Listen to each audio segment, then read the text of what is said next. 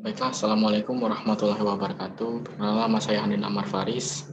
NIM 096318192465. Saya di sini akan menjelaskan UTS RAP saya. Yang pertama, jelaskan dan maksud apa yang dimaksud dengan One Input Multiprocess dalam penerapan ERP dan berikan contohnya. One Input Multiprocess merupakan sebuah proses pengolahan data informasi yang terhubung antara satu data dengan yang lain ke dalam sistem yang terintegrasi untuk membuat suatu proses bisnis menjadi efektif dan efisien. Jadi contohnya itu dalam rumah sakit, ya ini misalnya pengotomatisan proses ketika kita melakukan check up, pengobatan di rumah sakit, yaitu yang diawali dari registrasi, kemudian lalu informasi pasien yang disimpan di dalam sistem, kemudian datanya dapat diakses dalam suatu tempat. Kemudian otomasi proses selanjutnya pada rumah sakit akan melakukan pencarian jadwal dokter, kemudian setelah selesai yaitu memberikan resep, lalu dilakukan penyiapan obat ketika melihat stok di gudang. Lalu selanjutnya akan masuk ke bagian pencatatan dan pengeluaran tagihan biaya rumah sakit dan melakukan pengasihan terhadap data pasien. Kedua, pengembangan ERP harus memperhatikan yang disebut best practice. Jelaskan dan berikan contohnya. Ialah pengembangan sistem dengan ERP menggunakan pendekatan administrasi. Ialah artinya sistem ini dapat penerapan mencari yang terbaik dari yang terbaik. Karena best practice lebih menggabungkan segalanya daripada good practice yang ada.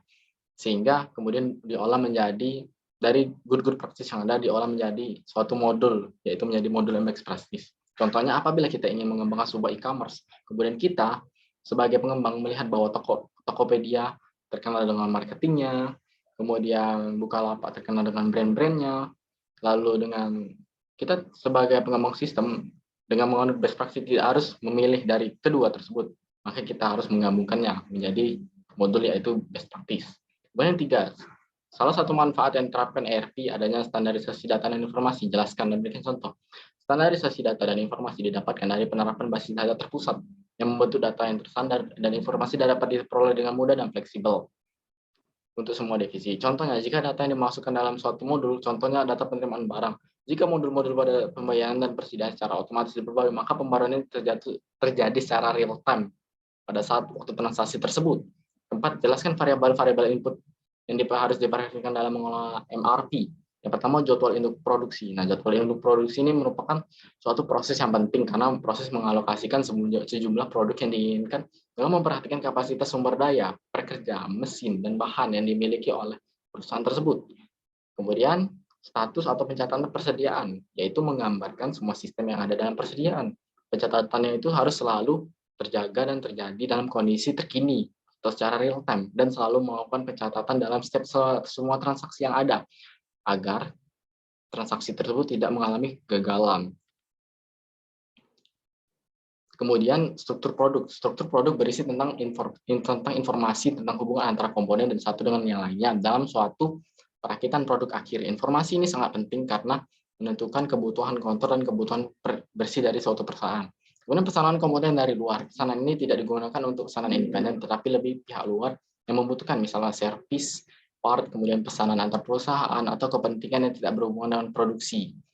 Lanjut ke peramalan permintaan independen. Peramalan ini digunakan sebagai komponen untuk dibutuhkan oleh produksi, tetapi di luar sistem MRP. Misalnya peramalan atas item yang independen. Kemudian soal nomor 6, yaitu menjelaskan soal pertama, yaitu dari urutan ke A, ke B, kemudian ke 5D, lalu ke C. Netting bahan baku A itu didapat kebutuhan kotor 15, 25, 20, 35, 28, 15, 20, dan 23. Kemudian persediaan jumlah persediaan pada bulan ketiga yaitu 10, lalu pada bulan ke-6 itu 20, lalu persediaan di tangan sejumlah 20. Maka didapat dengan nilai berikut yaitu pada bulan 1 5, 0, 0, 0, 0, 5, 0, 0. Lalu kebutuhan bersihnya ialah pada bulan kedua 20, ketiga 10, keempat 35, ke-5 28, ke-6 0, ke-7 15, dan ke-8 23. Karena kita lihat time sebulan, maka akan dimajukan satu baris ke depan. Jadi jumlah netting yang ada ialah 131. Lalu kebutuhan bersihnya diambil dari offsetting di atas.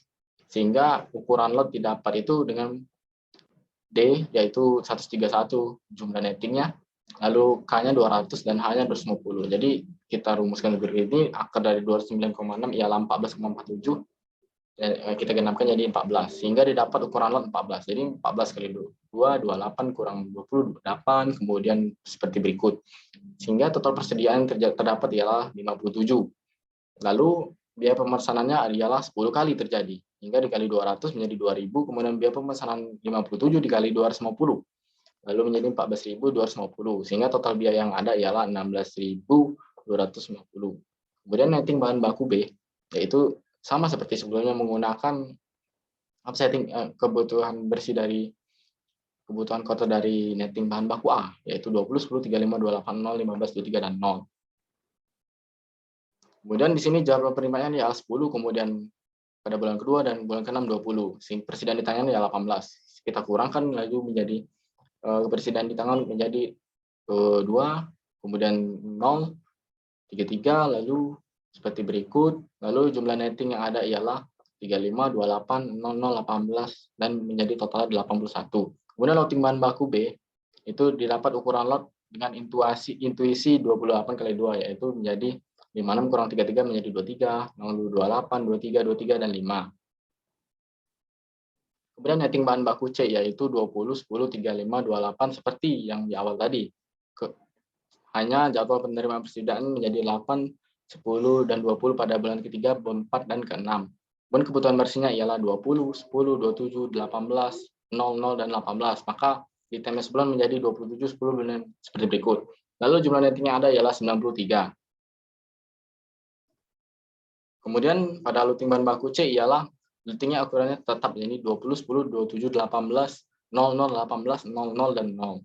Lalu mencari bahan baku D. Bahan baku D ialah 5 kali lipat dari kebutuhan kotoran yang di awal, yaitu berarti 195, 100, kebutuhan dari bahan baku B, yaitu 195, 140, dan 90 pada bulan kedua, ketiga, dan 6.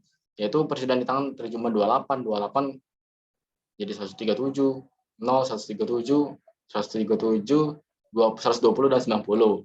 Karena di time sebelum menjadi 0, 137, 120, 00, 90, dan 0.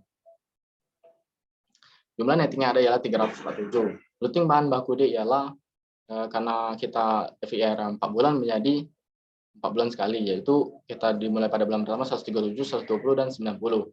Dimulai dengan 347, 210, menjadi 210, 90, 90, dan 0. Kesimpulan dari nomor 1 di atas ialah mendapat bahan baku A diperlukan bahan baku B dan C, dan untuk mendapatkan bahan baku C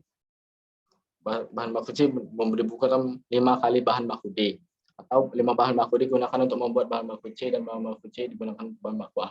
Dan bahan baku D harus dipesan secara offsetting pada bulan 11 dan 12 di periode sebelumnya, yaitu pada periode berjalan 1, 2, dan 5.